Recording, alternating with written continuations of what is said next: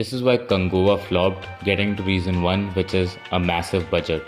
So reportedly, this film has a 300 or 350 crore budget, which is a massive budget. And from the trailers, the budget is well spent clearly. Compared to Singham again, which also had a similar budget and looks like complete shit, at least this film looks good. But the thing is, with such a massive budget, this doesn't even include the marketing budget for the film, which is probably 100 or 200 crore rupees more. Let's just say it's even 100 crore more. They need to make at least 400 or 450 crores to just break even, and that's not even including that PVR takes like 50% of the cut from the theatrical ticket sales. So probably like 800 crores or 900 crores, which sounds crazy, but is probably closer to true, like the real number needed for the film to be a hit. This is the problem with most modern Indian films, especially these pan Indian films that the industry is making now. These films are huge, huge, huge, and the thing is, it's either going to be the biggest hit ever or the biggest flop ever. Just like Devara and other Prabhas films which have not been a hit, like Saho, which I think was decent, and Adi Purush, or even Brahmastra. These films have such a huge budget that they need to deliver like crazy and earn like 1,000 crores at least to even be called slightly profitable, I think. Secondly, and I know this is going to get people really fucking mad, but is Surya really a pan Indian star? I have not watched a lot of his films, and the films I have watched were pretty good. And this is nothing against him as an actor or a celebrity. I get it, he's really big in the South, and he's a really great actor. 100%, probably top 1% or 5% in Indian industry, who's also such a big commercial actor. But at the end of the day, this film is supposed to be a pan-Indian hit.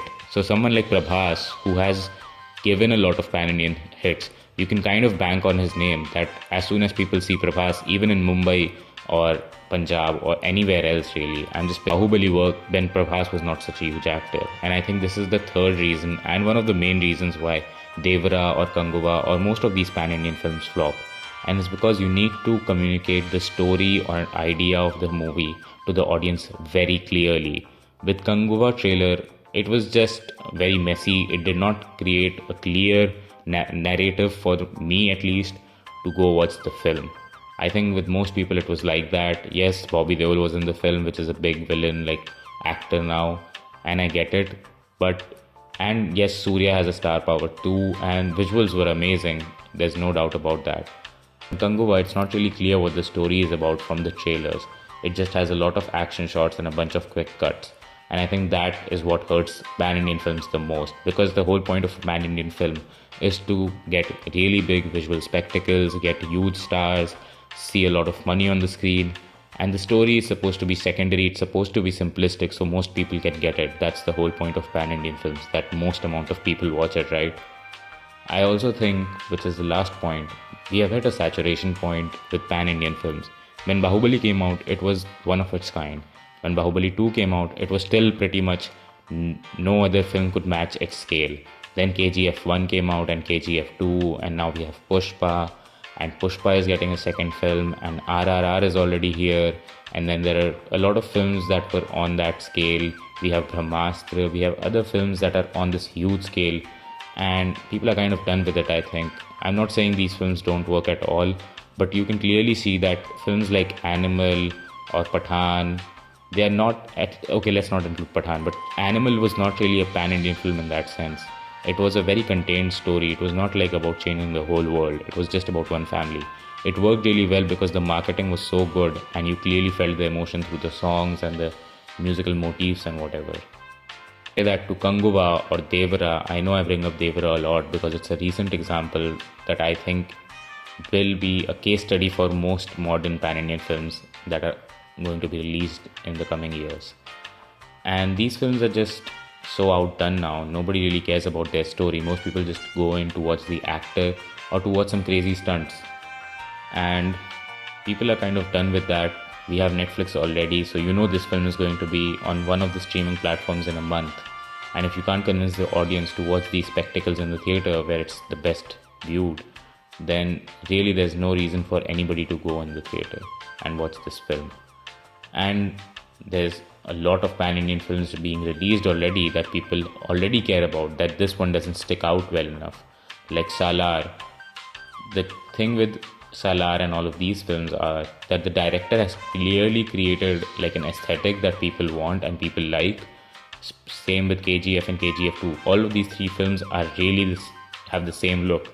So when these films come out, people already know that they really want that. That hits the spot exactly right. Whereas Kanguva or Devara or even RRR to some extent, I don't think RRR really counts because Rajamouli has a sort of aesthetic that's popular now. But with Kalki, you can say these films don't really have an aesthetic that's already established in people's minds. So it's kind of a mixed bag. And I think mainly marketing really needs to be good in these films, because if you can't communicate the story, nobody's willing to watch an actor like Surya, who's not that popular right now all over India, to go and watch his film about a dynasty and medieval stuff. People are not really into that in India. The genre of fantasy or these prehistoric, like kind of ancient action films is not that edged out. And Bahubali was really an outlier because the marketing was done very, very well, and it was one of its kind when it first came out. So there were not a lot of pan-Indian films when it was came out. That's the video, guys. That's why I think Kanguva is not doing well in the theaters, and this video is not indicative of how Kanguva is as a film. I am just making a video on why I think some of these pan-Indian films are not giving as much box office returns as the fans and producers probably hoped for. That's the video, guys. Leave a comment down below on what I should do next and subscribe to the channel. Bye.